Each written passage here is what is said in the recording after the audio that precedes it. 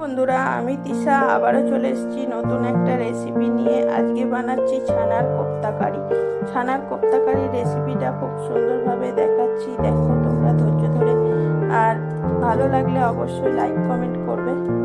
Facebook থেকে যারা দেখছো তারা লাইক কমেন্ট করে দেবে, আর ইউটিউব থেকে যারা দেখছো তারা চ্যানেলটা সাবস্ক্রাইব করে দেবে প্রতিদিন নিত্য নতুন রেসিপি পাওয়ার জন্য।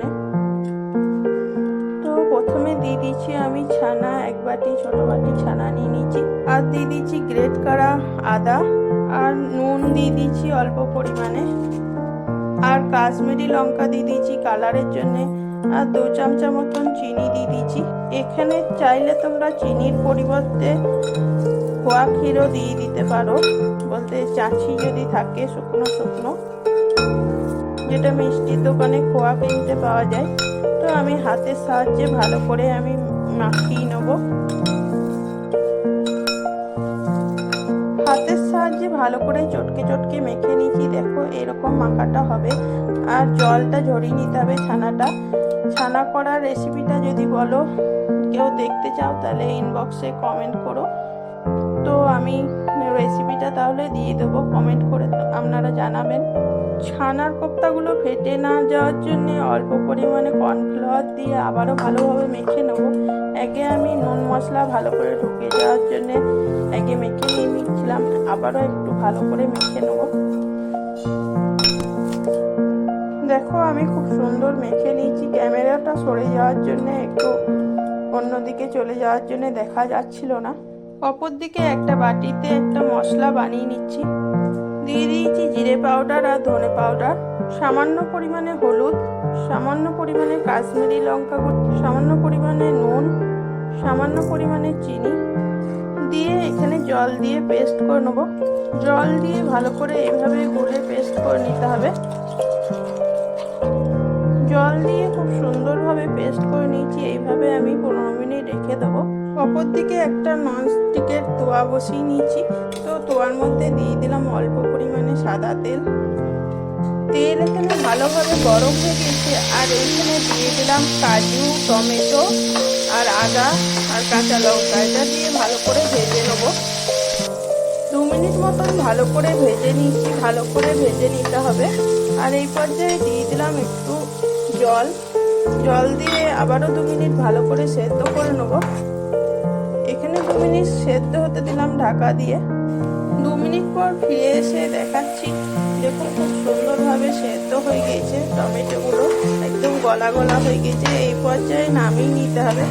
এই রান্নাটা আমি একদমই নিরামিষ করছি, আপনারা চাইলে এখানে পেঁয়াজ দিয়ে দিতে পারেন ভেজে। আপনারা চাইলে রসুনও দিয়ে দিতে পারেন, রসুন পেঁয়াজ দিয়েও খুব সুন্দর হয়। আমি আজকে নিরামিষভাবেই করে দেখাচ্ছি, তবে নিরামিষেও অসাধারণ হয় খেতে। সামান্য পরিমাণে জল দিয়ে এটাকে ঠান্ডা করে পেস্ট করে নেব। অপরদিকে ফ্রাইং প্যানে আমি তেল গরম হতে দিচ্ছি, আর হাতের চেটোর মধ্যে দিয়ে এইভাবে কোপ্তার আকারে করে নিচ্ছি। তো এক এক করে আমি করে নিচ্ছি। আমি এখানে দুটো করে দেখাচ্ছি আপনাদের সুবিধার জন্য। সমস্ত টিপস দেখানোর জন্য এখানে অনেকটাই টাইম লেগে গেছে, তো আপনারা যারা ধৈর্য ধরে দেখছেন তাদেরকে অসংখ্য ধন্যবাদ। তো কোপ্তাগুলো ভালো করে করে নিতে হবে যাতে ফেটে না যায়।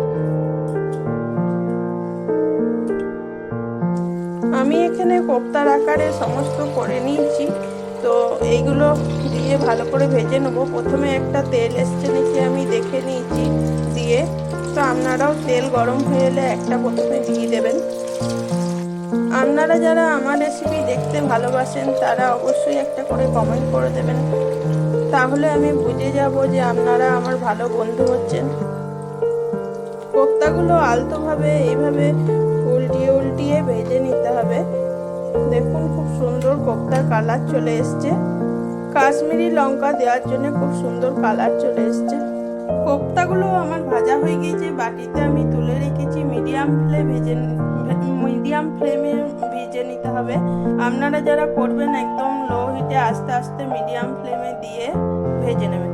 অপর দিকে ফ্রাইং প্যানের মধ্যে দিয়ে দিলাম গোটা গরম মশলা দিয়ে ভালো করে ভেজে নেবো নাড়িয়ে চাড়িয়ে।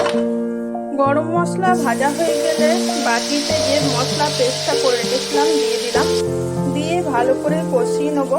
মশলাটা আমি ভালো করে নেড়ে চেড়ে এইভাবে করে নিচ্ছি। মশলা থেকে তেল ছেড়ে এসছে, এই পর্যায়ে দিয়ে দিলাম কাজু বাদামের পেস্টটা টমেটোর সাথে যেটা ভেজে নিয়েছিলাম। কাজু বাদাম বাড়িতে না থাকলে আপনারা পোস্তরও পেস্ট করে দিয়ে দিতে পারেন। আবারও এটা ভালো করে নেড়ে চেড়ে নেবো। গ্রেভিটা ফুটে এলে ভেজে রাখা কোপ্তাগুলো একে একে আমি দিয়ে দেবো। কোপ্তা কারি আমার প্রায়ই হয়ে এসছে, এই পর্যায়ে দিয়ে দিলাম অল্প পরিমাণে গরম মশলা পাউডার। দেখে নাও বন্ধুরা কি সুন্দর হয়েছে, একদম পুরো গোটা গোটা আছে প্রত্যেকটা। একটা দুটো ভাজার সময় একটু হয়ে গিয়েছে, কিন্তু বাকিগুলো সব সুন্দরই আছে, কোনোটাই একবারেই ভেঙে যায় নাই। এইভাবে করে নেবে, তোমাদের রান্নাটাও খুব সুন্দর হবে। রান্নাটা আমার একদমই কমপ্লিট হয়ে গিয়েছে আর গ্যাসের ওভেনটা বন্ধ করে নিলাম। একটা পিস আমি বাটিতে তুলে দেখাচ্ছি কেমন হয়েছে। আপনাদের ভালো লাগলে অবশ্যই লাইক কমেন্ট করবেন।